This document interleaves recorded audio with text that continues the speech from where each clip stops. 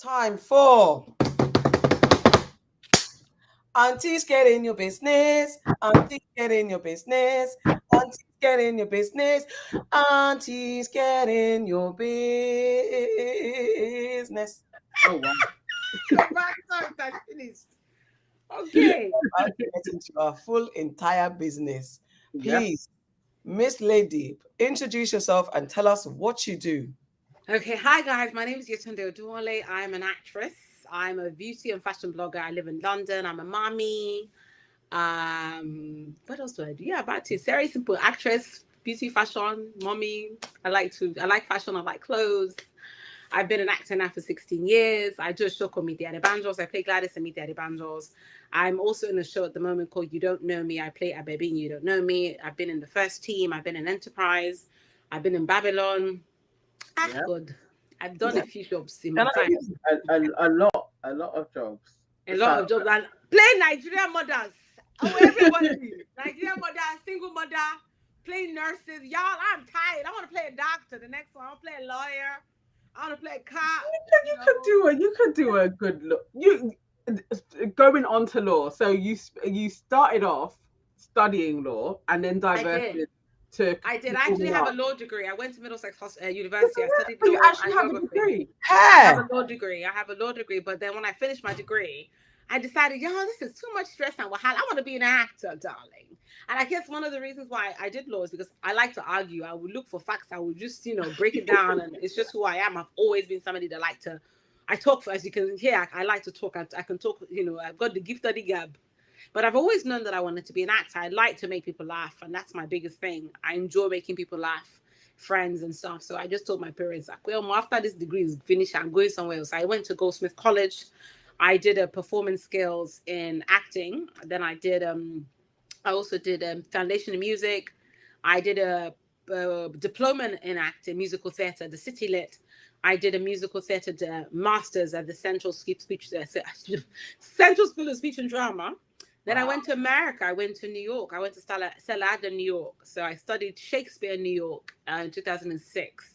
So that school is where Marlon Brando went to study, Salma Hayek, Robert De Niro, Philip Seymour Hoffman used to teach there, and he also went there as well.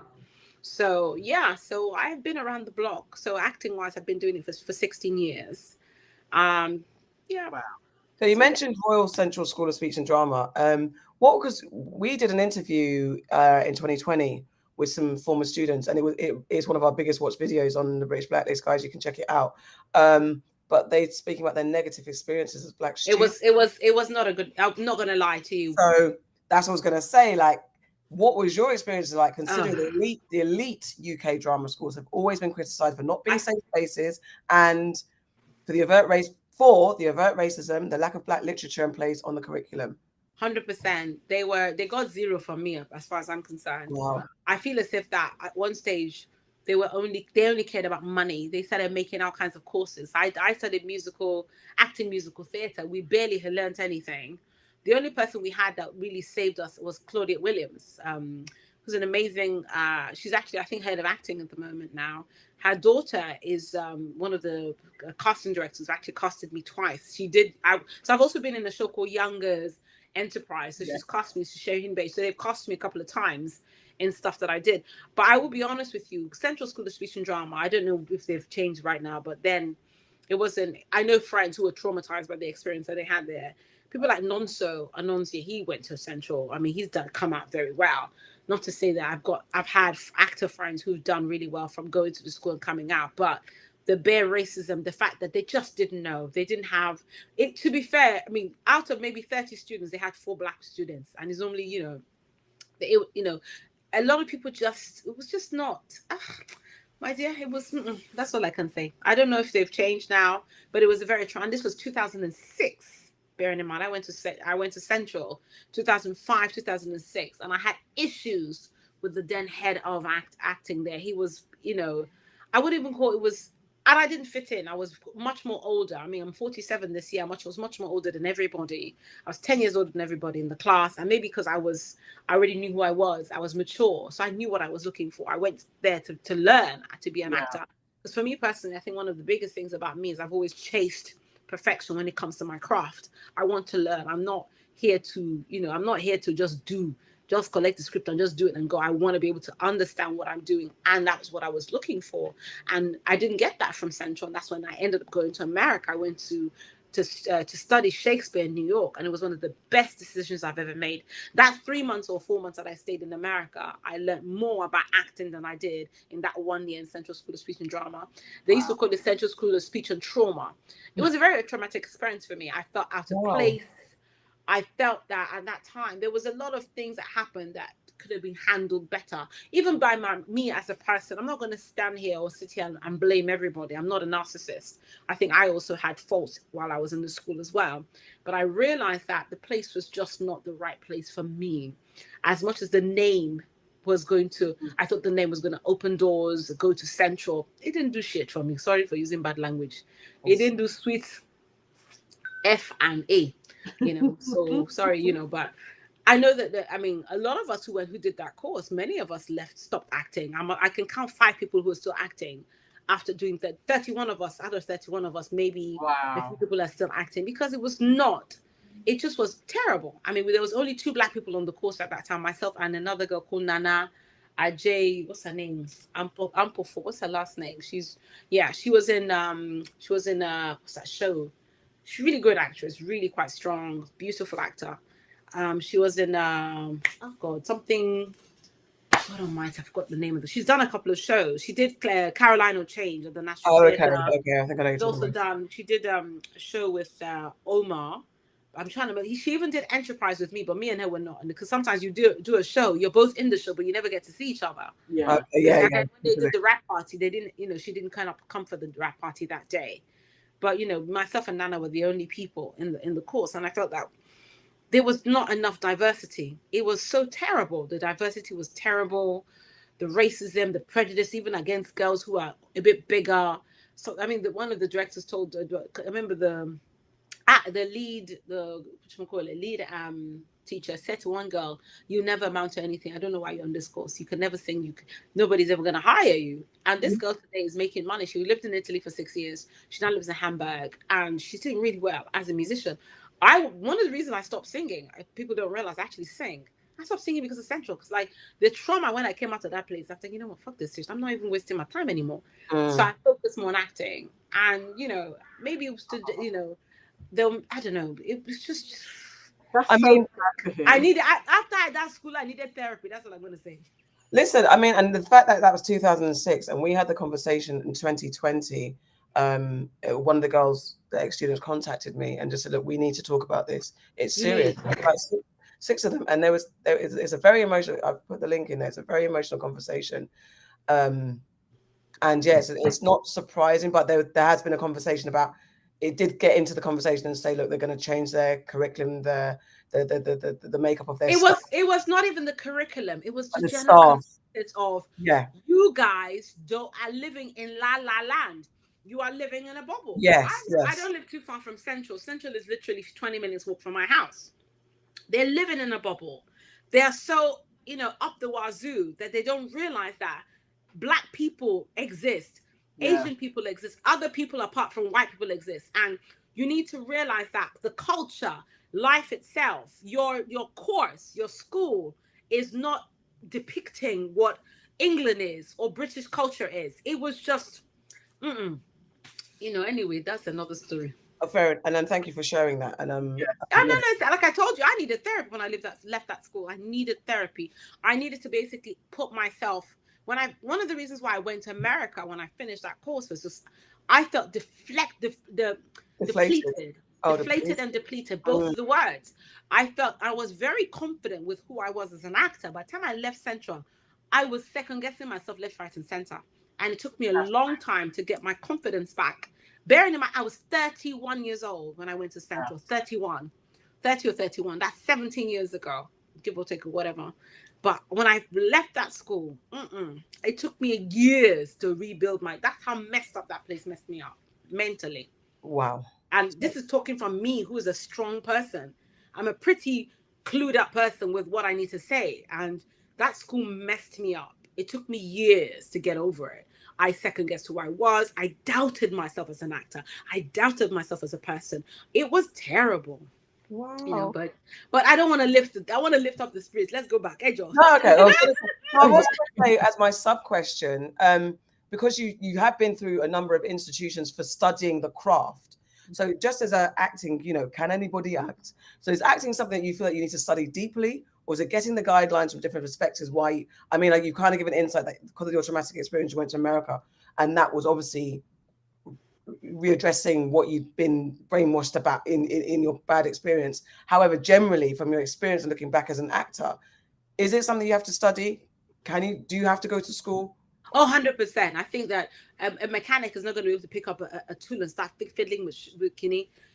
There are the bases of acting, but if you truly want to go to a place of Oscar, Golden Globe, yes, there are people who are naturally born actors. I'm not going to lie. There are people who are, but once you hone in your craft and you perfect it to another level, it becomes easier.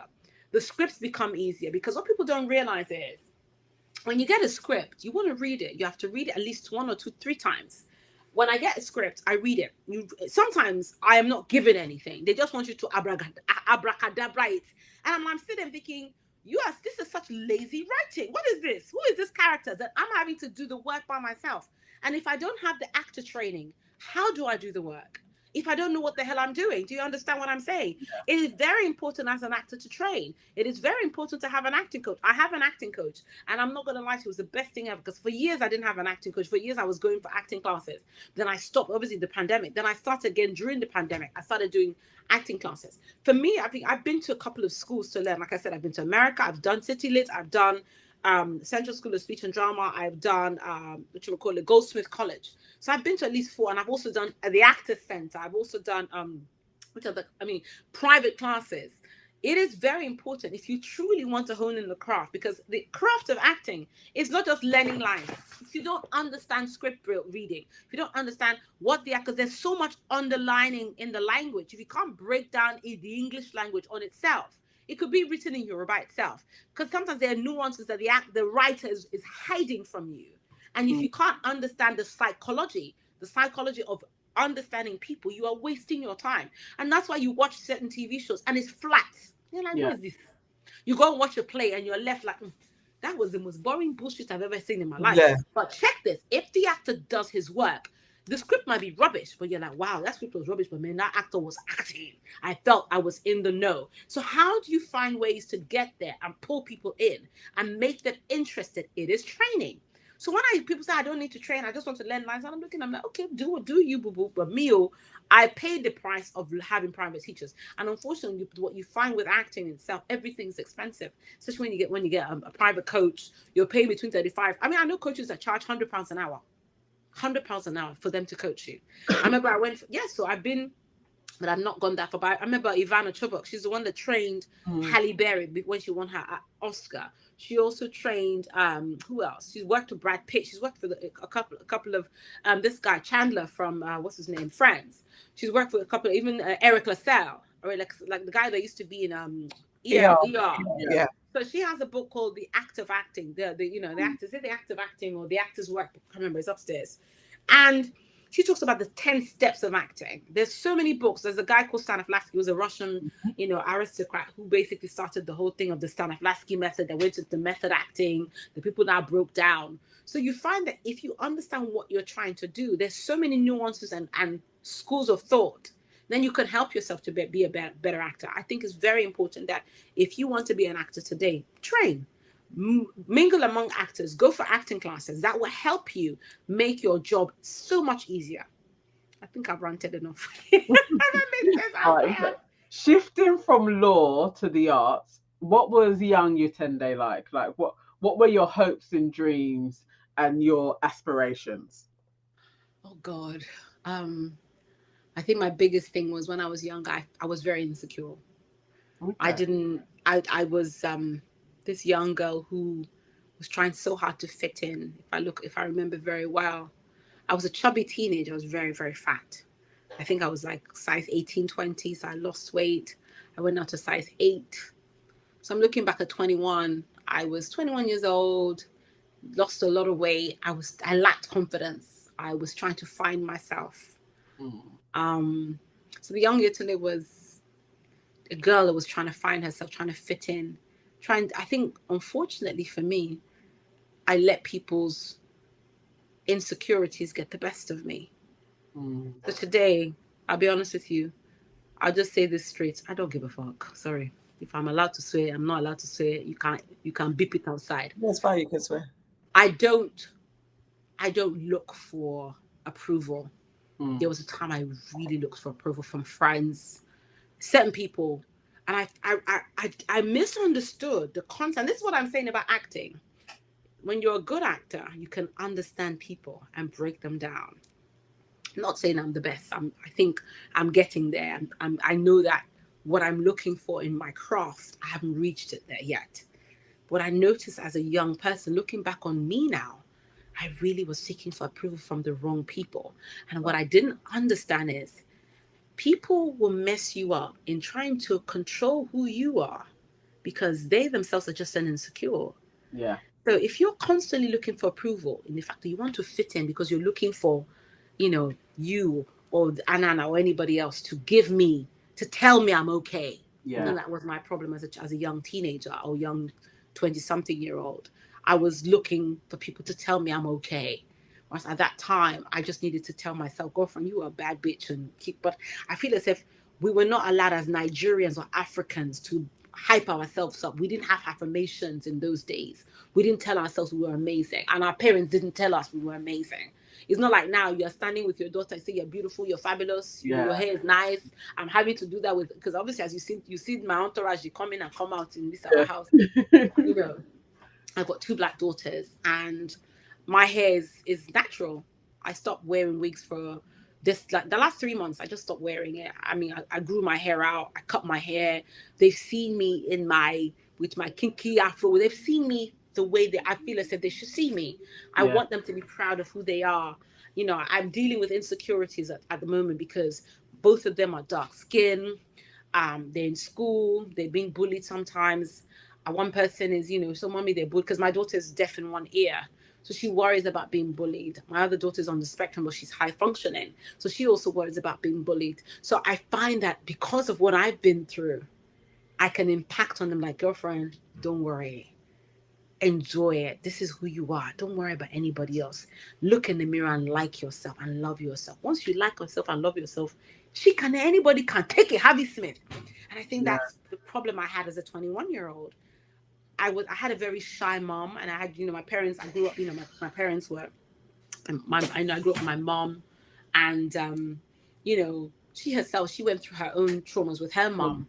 And I feel as if that the biggest person in the world, if you have a mom who instills in you self-love, and they don't, because I remember as Nigerians, you can't Yetunde, he can't talk too much, talk.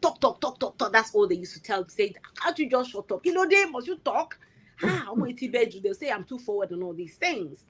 But looking on hindsight, the Bible says your gift will make room for you. If I wasn't a talkative person, you won't ask me to come onto this show.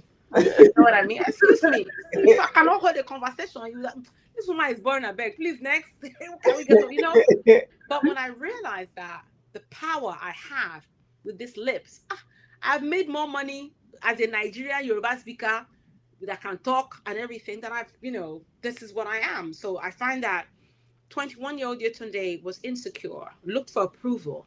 47-year-old Yetunde is not looking for your approval. You like me, don't like me, that is your business. I'm not a narcissist. I do listen to friends when they say, Yetunde, you know what, you didn't call me, you say you are calling me, I'm so sorry. Me too, I'm going through trauma, I'm going through, I'm very quick to apologize if somebody calls me out on my bullshit. I will, you know what, please don't be angry. I'm learning, we're all learning. But then you find that even when you apologize to somebody, there's that apology is still not enough. I said I'm sorry. I'm learning. I mean, and I'm saying but I believe that the self-love is something I lacked when I was a child. I lacked self-love, and I probably ended up having relationships, even friends that I shouldn't have had friends with. So this is my thing now. If you have an issue with me and you don't feel as if I'm your cup of tea, it's okay. The next person will like me. Compared to when I was younger, I was so desperate for these friends. like for them to approve of me. Yeah. Then I realized that it's the person that you're chasing for approval, are they even approved of themselves? That they got themselves together. Exactly. I don't get it. Why are we here? I remember there's been a few people who have broken my heart as friends, deeply broken my heart. That when we were younger, I was chasing after them as friends. Right now, I'm not bothered. I'm so sorry. I've come to the place of, I'm cool. I'm okay. I'm not everybody's cup of tea. I'm not perfect. I have my flaws. I'm a work in progress.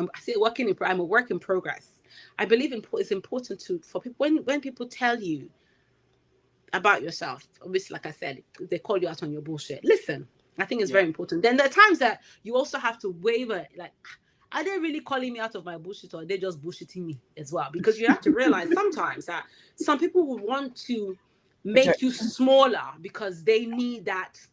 How can I explain it? They need to feel good about themselves. So they're constantly looking for faults in you, flaws in you, or faults. Yeah. But if you are well enough aware of who you are, like, okay, you know what?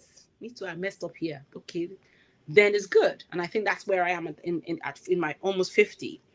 I'm very aware of myself. I'm very aware of when I mess up. I'm very aware. Even if I'm not aware and somebody calls me out, I go back and I sit and like, you know what, Yetunde, you did mess up here. This, so I can call myself. Compared to when I was younger, I couldn't do that. I tried. I was seeking for approval. It was terrible. Well, we're glad where you're at now. And as we've talked about your acting career and the many roles that you've had, you are probably most popularly known for playing Gladys Adebanjo in Meet The Adebanjos. What was that, if you can nutshell what that experience was like, and why do you think the show made such an impact? I think one thing it made an impact was seeing black love. Bayo and Gladys, and me and Wale, we really loved each other's friends. We had such a great relationship. Everybody thought we were husband and wife. Like people in Nigeria used to ask him, "Oh, where's Gladys? And she says, she's actually my friend. We're not married." One thing I liked about that show, although we also had our own traumatic experiences, that's another story behind the scenes, but I'm not going to expose anybody. I'll just cover it with the blood of Jesus. One thing I loved about Meet The Adebanjos, it was the first time I had my own role. I think it's probably one of the first and only times I've played a married woman. Every other role I've only played single mothers. With Meet The Adebanjos, I had a husband, I had children, had a job. There was a lot of calamity going on. It was fun. We had sadness. We had happiness. We had a family that you saw, and you saw a Black African family, which is something that was never seen before. I remember they had the couches or whatever they called them. Oh, the crouches. Yeah, that problem.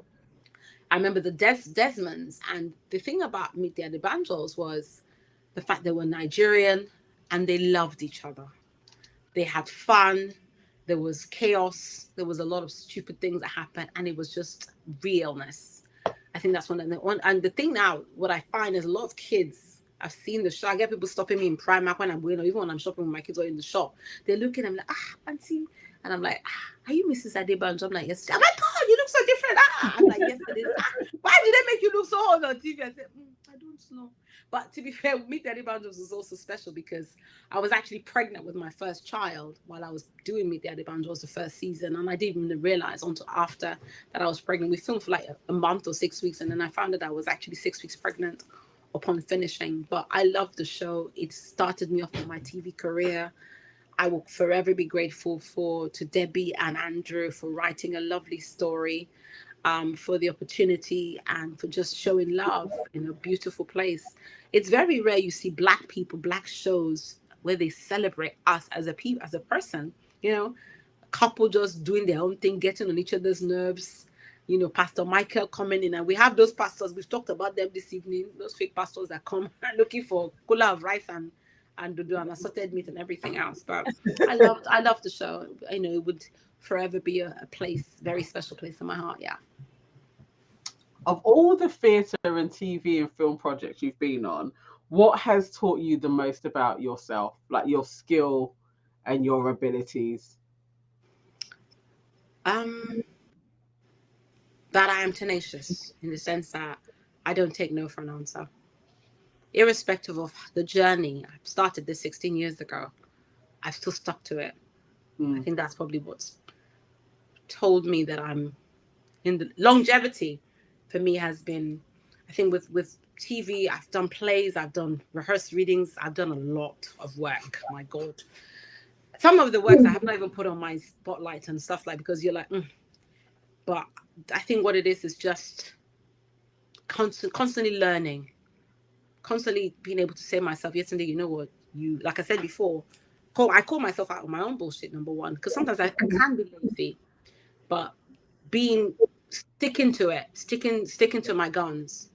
I've been told so many no's, but I've never taken no.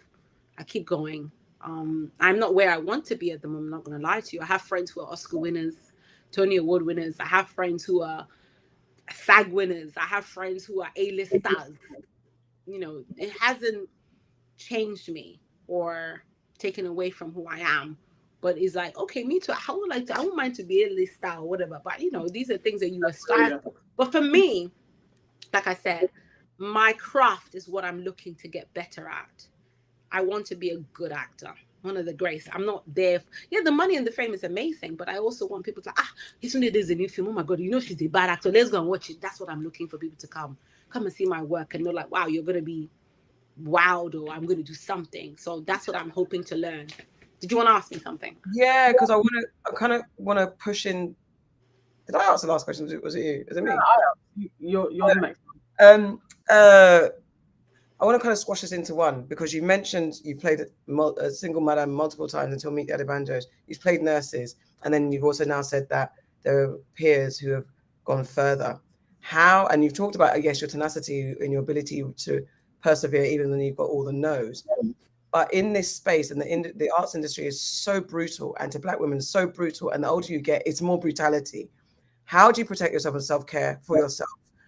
And what is this? Is there a shift? Because we're seeing people like Viola Davis, to be extreme, get those multiple layered roles. In the UK, I do think the UK racism and oppression of Black women and Black women actors is more problematic. 100%. So I don't know if we can squash it together. So your self-care maintaining, but also, is there shift? Or, I mean, why should you stay in this job? Go back to being a lawyer.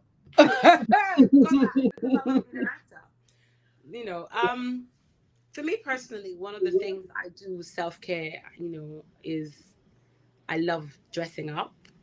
I love putting makeup on. I love spending time with my kids. If I get the chance to go on holiday, we do. Sometimes I just come off social media. I mean, a few months ago, I was suffering from severe depression. I was so unhappy. And I just came off social media for like 2 months. I was still watching, but I didn't post anything. I just couldn't be bothered. I'm like, if I post, why am I posting? I'm not in the mood to post anything.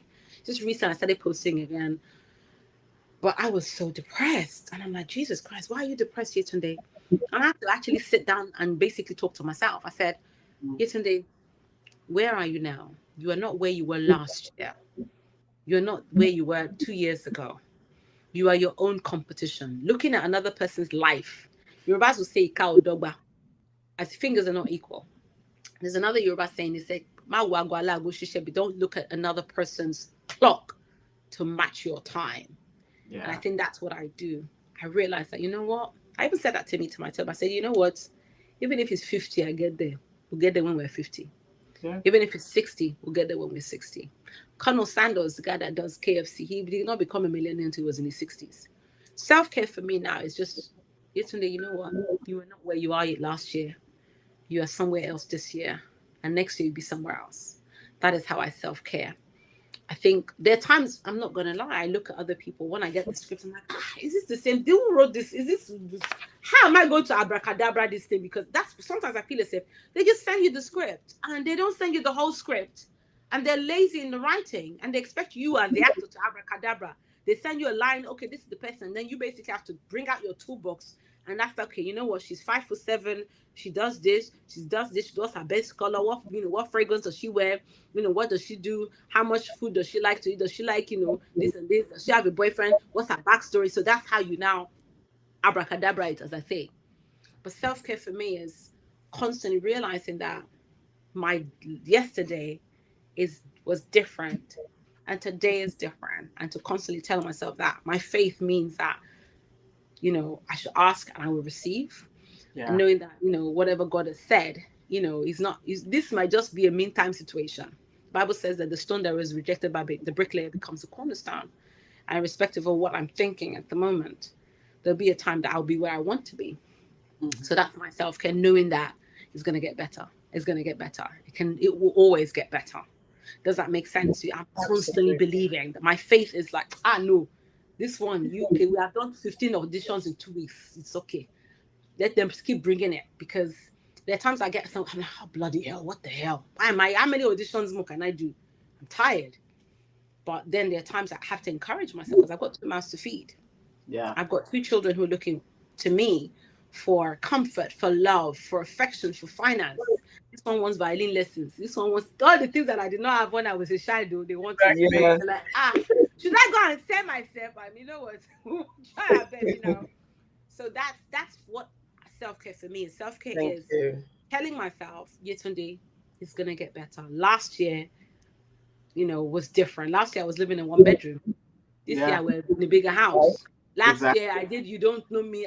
Last year on Christmas Day, and I had a show on Christmas Day. I'd never had a show on Christmas Day. Last year I also had, within 2 weeks, I had You Don't Know Me, came out on the 10th, or was it of December, or was it the 16th?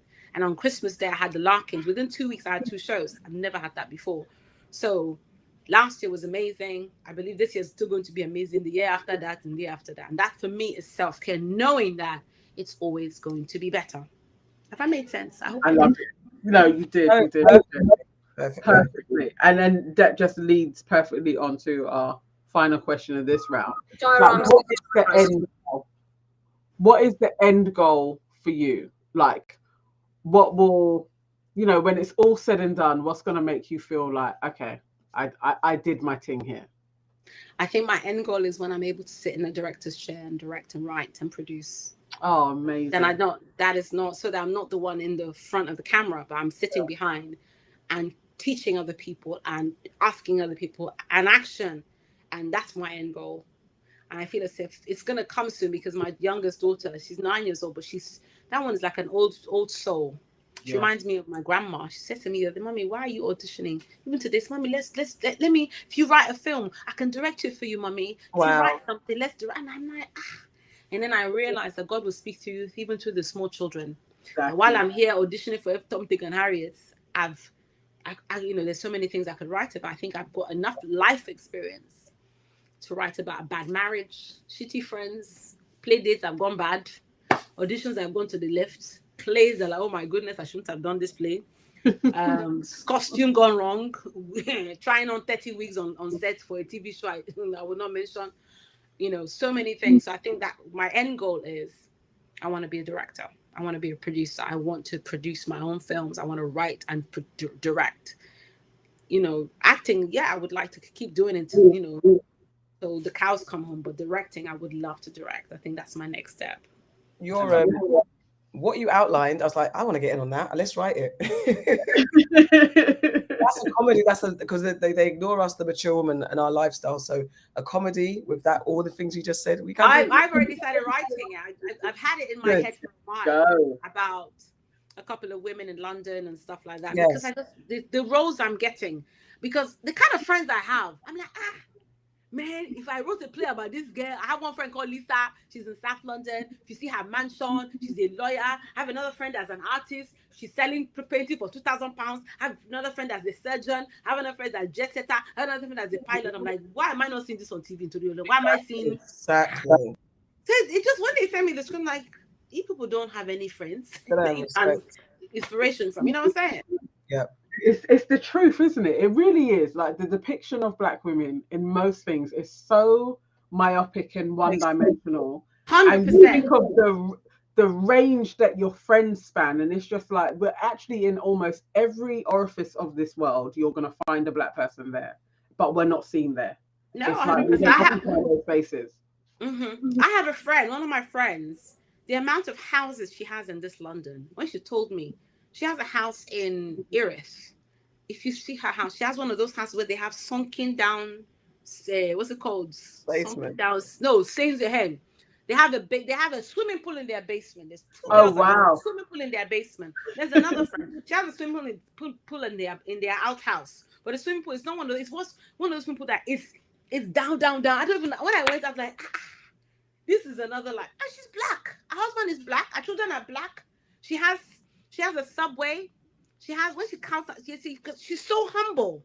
She doesn't want to, she doesn't say anything. I'm like, why hasn't somebody written a story about you? That she said, yesterday, if you see what my factory is happening, these people are upsetting me. She was talking about her factory in Turkey. Because she sells clothes in Nigeria. You see the nonsense they're doing at the same factory. I said, yes. You didn't call. I said, they haven't written a story about you. Then what, I want people to see black women as inspirational. Yeah. You know what I mean? But anyway, that's my own tukobo. We will get there. We will support you. So this is we're going to get into the quick fire round. This is where we get a bit more lighthearted. This is, imagine you're at the party. You would be doing this, but we're going to do it to you.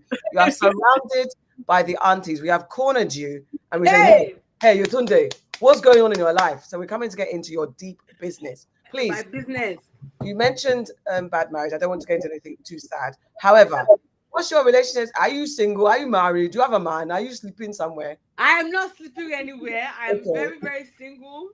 Oh God, you want to start this one? No, I was married. I was married. I'm no longer married. I have 2 beautiful children. I was seeing someone last year, but it was his fault. Don't worry. It was his fault. That one's another story. But I'm single. I mean, I think at this age, I would like to meet a guy who's in his 50s. When at least in his 50s, 40s, late 40s, 50s, not in his 60s, because when they're in their 60s, all their bits are not working. Sorry, I'll be honest with you. The bits are not working, love. Whatever you want to see, that's your business. So I'm single. Oh my God. I would like to meet somebody, get married, but for me, I've decided he needs to be at least late 40s, early 50s. Anything over 50 and 55, like I said, their bits don't work after that at that age. Don't ask me how I know, but I know. Anyway, preferably a man that has daughters, not sons. Okay. Sorry, I feel as if a man that has daughters will understand my mindset on how I want to protect my girls, how I want to impact on them, how I want to. They're women. They need more love. They need more. Not to say boys don't. Please don't come for me unless I send for you. But this is my preference, Ejo. Please don't be angry. I'm not dating at the moment because right now all I care about is show me the money, honey. I can't. I just, that thing of like, I'm just looking for financial security for myself as a woman. I feel as if it's very important for you to have your own money. But on the other hand, sometimes I'm thinking, God, just send me one billionaire. The only problem with all these billionaires is they always have pot belly. And I like a man with 6-pack. I don't want to see stomach because I already have a bit of a belly from childbirth, one tiny belly here. So if a man has a 6-pack and you can see the 6-pack when he's doing the thing, you're like, oh baby, check me out. You know what I'm saying? So you're like, but the problem with all these billionaires is everybody else wants them and they're not fit. So problem with billionaires. This is it. This is it. So I'm single. And but anyway, that's another story. Any more questions? Okay. All right. So, what type of auntie are you? Oh, the fun auntie. You're the fun, really. I'm the fun auntie, but I'm also the auntie that will tell you about yourself because one of the child tried it the other day. So we went to, where did we go? We went swimming, and one of my daughter's friends, she called me Yetunde, and I looked at this girl like, I had to tell her. Oh wow. Don't call me Yetunde. Call me Etieno's mom. Okay, thank you. Okay. And I had to tell one of her friends. I said, don't, Yetunde. I looked at the boy. I'm like, I remember this was even a situation that happened a couple of weeks ago. So the mom she's West Indian. So the boy, he called me Yetunde. So I think I said it to the mom, or he was there when he said, no, he shouldn't have called you Yetunde. It's auntie. And you could tell that the mom felt, the boy felt some kind of way. This boy's like maybe 8. And then the mom, she even used it to abuse me a few weeks, like 2-3 weeks ago, that I complained that her son called me Yetunde. And I'm like, and that thing hurt me because this is something, my children don't call you by your name. You're West Indian. I would never let them. I would, yes, we are in England, but we have to respect. I'm sorry, that's how I am. Yeah. So, so there. But I'm one of those aunties. I'm fun. I will, love you and, be the one that you can come to if you have issues with your parents and I go and talk to them. But if you cross the line, I will tell you straight, listen, there's rescues. We need rescues. Yeah, that is true. No, 7-year-old calling me, hi, Yetunde. And I'm like, is Nene's mom, please? Or Etienne's mom. But don't call me by my name straight. I've told you, ma. That's how I am. Yeah. Like, I think that's it. Either auntie I felt some kind of way. And then the other parent who looked at me, she's also Nigerian. She's like, said Yetunde, said, her name is Mabel. I feel some kind of way. This kid's calling me, man. I said, you better tell him straight, okay? It's Didi's mom. So call me Didi's mom. Please don't call me by my name. Because when we were young, when we went to people's houses, hello, Mrs. Somebody, hello, Mrs. Somebody. We don't call them, hello, Pauline, hello, Auntie, hello, Angela. I'm like, this level of, no, that's my own thing anyway. That's my talk. I feel you on that. I feel you. Okay, please, Yetunde, can you tell us something you haven't told your mom or your dad? Hey, look back on this Instagram, on Beyonce's Instagram. No, can you tell us a secret, please? Secret? I don't have secrets. When you're laughing, there's a secret. Tell us something. We need something juicy. What did you say? We need something juicy, a juicy secret. Okay, I don't even know. Let me see. Because my kids are going to probably one day watch this show. I don't want to embarrass. I need to have something. Oh my God. Okay, you have to give me an idea what kind of juicy secret you want. What type of a juicy secret? I don't know. Something that will embarrass you small. Okay. Oh God. I think, the only thing I could probably think of, I once lied to my mom that I was going to a party. I went to a man's house. Oh, that's just a small secret. What did you do? I said I once told my mom I went out to a party. If she ever watches this thing, I'm screwed. I went to an event, yeah. I ended up hooking up with a guy that I know. I went to his house. That is still something that you could get in trouble with today. I feel like I'll call Auntie and tell her. Please don't call. And I think that's probably. So I told her, I went out with friends. We were hanging around for where I went to one Bobo's house. That's what I went to do. Was the outing even worth it? Yeah, the outing was good. So we went out, and then obviously we all everybody was So I ended up going to this guy's house that I knew, for fun and frolics. I'm supposed to be a good Christian girl. Jesus is Lord. we see the naughty. We see the naughty. Yeah. And then okay, all right. So to tell us something that we can be proud of as well. Like tell us a good thing that you've done or an achievement. I think my achievement that is the best thing I've ever had is my children. Oh. My children are my best achievement. I was in a relationship for 9 years and I broke up with this guy, 8-9 years. I met their dad and within a year I was pregnant. I thought I was barren. I actually thought I couldn't have kids. I actually thought I couldn't have children. Yeah. So we had the first one within 3.5 months. I got pregnant again. Wow. So I had 2 children in 13 months. Those are my greatest achievements. My life is a testimony. I always tell people that. And it's so funny that I did a photo shoot for Getty in 2013. My daughter's photo, my photo has been used for fertility treatments and all these things. And people wouldn't realize that here I was. I thought I couldn't have children. My second baby was a miracle. Her name is Yetunde Oduwale, which means precious gifts from God. I literally, if I'm very, very honest, I think we did the deed twice. And one with a protection, one without protection. I'm like, I don't need to. Why should I go and take money after? No, please, I beg. We had issues with the first one. Obviously, the first one too was also, what you call it? Oh God, I'm exposing myself on Instagram, but it's a bit on YouTube. So my children are my greatest achievement for me. Not to say I haven't won any awards for Meet The Adebanjos or the other shows I've done, but my babies. That's a good one. Yeah. Okay.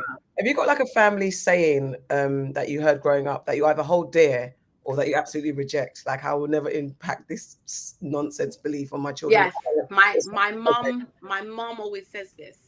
It was her auntie that used to say to her, I'm going to say it in Yoruba and I'm going to explain it in English. Certificates. Tí ó jẹ́ kọ́, á jẹ̀bà, gbà tó bá yá, That means the certificate that does not eat Eko, one day it will eat Eba. That you might be thinking to yourself, you've not achieved anything in your life. You are eating Eko or you don't have Eko, but one day you eat Eba. So what you're saying to yourself is, irrespective of the struggles in life, you might think, I have not made it, Don't worry. When the time is right, the Eba you eat is plenty. Certificates, Ajeba, Batobaya means the certificates that you have that you did not use to eat Eko. One day, don't worry, that's Eko, the Eba, the Ogbono stew. Basically telling you that the time is gonna come. You may not be able to afford Gucci bag today, but tomorrow, Prada bag will come. So, all of the bags. Yes. so I love that. And for me, it's something that I hold down dear to. My mom came back to this country, with one suitcase. My mom, I feel as if she is such an inspiration to me. She came from a very wealthy family. Unfortunately, things didn't work out for her when her dad died. So came back here when her marriage fell apart with my father with one suitcase. And she worked hard, so many jobs. You name the job, my mother did it. She was able to buy 2 houses in London.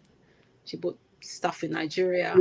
And I look at her now, I'm like, with one suitcase, you came back to this country and now look what you've done with yourself. I'm an actor. My brother's a pilot. He works for Turkish Airlines. And I remember my mom sat on that boy's head. She said, you must become something, because it is very easy for Black boys to fall on the wayside. And my mom was not going to have it. She said, no, not on my watch. She sat on my brother's neck. And I'm super proud of my brother. If you see him in his pilot suit, damn, he fire. He fine. And when, obviously, he lives in Turkey, so there was one day I was waiting outside for him to come. He came out of the taxi, so the taxi had to stop around the corner. Well, there was another day, let me tell you the story. So one day I went to see him a couple of years ago. So we came out of the house to go get the taxi. As we were walking the streets, you could hear a pin drop, because he's tall, he's about 6 foot, he's Black, he was wearing the bones, he had everything on, the whole regalia, the hat, they have to do everything up. And I looked at the boy, I'm like, wow. It was just surreal. Obviously, you're in Turkey. How many Black people you see in Turkey? And obviously now see him wearing full regalia and in Turkish Airlines. And that's my mom. My mom made that possible. That's amazing. Yeah. Last but not so least, do you have a problem that you want us to solve? Yes. Do you need advice? I probably do. I'm just trying to think. I did think about a couple of things, but it was one of those things of, have my biggest issue, right? One of the things I'm dealing with at the moment is my daughters and friends. My oldest daughter, she didn't really make any friends in school in the last 7 years, and it hurts that she's had to go through that. But then on the other side, I always try and impact on her that, listen, it's not everybody that will be your friend. And obviously she's 10 in 11 in August. Okay. And she's just been misunderstood because she's on the spectrum. I know most children who are on the spectrum, you find that she's highly intelligent, unless unless you are working with children who are on the spectrum, you would never know. Yeah. So, but I'm dealing with my biggest issue now is dealing with 2 girls who are struggling with making friends or having good friendships. And I keep saying to them, some of these children in the school, they themselves are struggling. They're going through their own insecurities. And if you let somebody else's insecurity deal with you. So that's my dilemma as a mom is how do you impact on them, but not take away from their confidence or not impose your own confidence. You know what I mean? Trying to help them to navigate their own thing. I mean, you've got a 22-year-old, so you probably understand what I'm going through, because my daughter now, she's getting to that place of teenager. All she wants to do is borrow my lip gloss, wear expensive perfume, have to hide one of my bottles of perfume. She's like, how do I navigate this preteen? Because I can see Wahala coming, but I mean, You know what? I don't have the answer because I think my daughter went through similar struggles trying to get people to understand who she was. She's not on the spectrum, but she just had her own way of doing things and her own way of living and seeing the world. And she was singled out a lot for for what they perceived as an oddity, but she just her own character. And I've always encouraged. But one thing I did which I think has put her in good stead for her later years, is that that your uniqueness is your strength. And they don't understand at this point. That's on them. They don't understand who you are and your power. And you have. I try and remember some of the celebrities that said they were bullied when they're young, but you see people that are in a prominent note, they were seen as anomalies. They were seen as different. Even me, I was awkward. I was always with the popular gang, but I might have been the awkward one within the popular group. I never saw friends, but I was always a little bit off key to my friends kind of thing. But I'm in a position, all my kind of little madnesses, they've contributed to who I am today. And that's why I'm instilling my daughter. So it's so difficult because you can't on a day-to-day going to school and you haven't got someone to talk to. There's times when I remember my daughter used to say, I was like, "Oh, how was your day?" She goes, "Oh, I just played by myself in the playground," and that used to break my heart. Do you know how many times I've cried? Literally, it hurts. Like it hurts. You're there with them going through it. It's so painful. To hear that, and I remember I did that, and I took her out of that school. Because anyway, this is not my story, but I took her out of school and put her in another school thinking that would be better, but putting her in the next school and having to make friends at in year 2 or year 3 when the friendship groups had already been formed, it was a disaster for her because she couldn't train because people were always different. But it's just reinstilling their self-confidence and turning their differences into superpowers, essentially, making them feel like it's their superpowers, it's their strength. And they're confident. That's all you can do because you cannot. I think you can't. Other people's kids will damage your child, but it's what you can put in them at home. And it might not work. They could be bullied. They can be beat. Like my daughter got beaten up. She got bullied. But today, who she is today, you can't move her. You can't shake her. She's so strong-willed and so strong-minded. Not to say it's not been easy. She doesn't have her. School can be those real traumative years, and it hasn't caused her trauma, but her strength. Because I instilled in her that your differences is your power. That's what I don't know. That's my thing. Yeah, it's similar. And I have boys, but any issues that they have is always with girls. And I'm always saying to them, it's hard. Like I remember being in school, and definitely in primary school, I went through it a lot more in primary school, just not really fitting in. Getting sent to Coventry. I don't even know if they call it that anymore, when like the set of girls don't talk to you. Like that was commonplace. I could go weeks and nobody would really speak to me. But the thing that always stuck with me was my sister continuously saying, like, this is such a small part of your life. Think about how old mum is. And you're going to be in school for a set amount of years, and then you're going to get past this. And because you've got past it, you're going to be so strong. And she would always say that. She was like, it hurts now, but it's just a year. And then you've got 50 years and you're going to be like, I'm so strong because I was able to just ignore these girls. And that used to sit with me when I'd be there and, like tears are right there. Like you're going to cry. Like nobody's spoken to me all week. And I just think this is just a small part of my life. And if I manage to get through this, I'm going to be the strongest person. And I would just run with that. But it's family as well. I have a lot of cousins. So school always was a little part of life because I'd be like, in my family, everybody sees me as amazing all the time. It's like, you're just so great. So I could just be like, this is 6 hours away. I have a whole weekend with my family. And that was really important, was just moving. Like it wasn't the biggest thing in my life. I had my cousins. I had my friends on my estate. So it was all, and every summer we used to go to all the festivals. So I actually wasn't even around. I would be traveling with my mum and sister. So it was like my life was in such parts. It was like, oh, this is a small part. I can deal with this. I cried a lot, but it was like, it's small. And I would always have that. This is small. This is a small part of my story. And I would put it in chapters. This is chapter primary school. And I've got work and life and get married and all of that. I would just play it off, and that was my sister that would do that. She would this is really good, because this is exactly what I'm actually doing with the girls at the moment. I keep telling them that I promise you this is just a tiny, because I also went through that awkwardness when I was in secondary school or primary school. I didn't have that many friends. Even now as an adult, I remember, like I said to somebody, I had my babies back to back, and one of my friends or two of my cousins till today, they've never seen my children. They make one stupid excuse. I remember recently I reached and said, what exactly did I do? You just stopped speaking to me. Oh, I don't really know. We were so close. So close. Till today, she's never seen my kids. My daughter's going to be 11 and 10. But I keep saying to Nene, and I'm really happy that you mentioned, I said to Nene on the 10, I said, I promise you this. This is just a small part of your life. If they don't talk to you now, I promise you they'll be the ones looking for you. Just hold it together. I appreciate you're hurting, you're angry. Why am I not making friends, mommy? Don't worry about that. You are special. You're amazing. The right person will come and want to be your friend.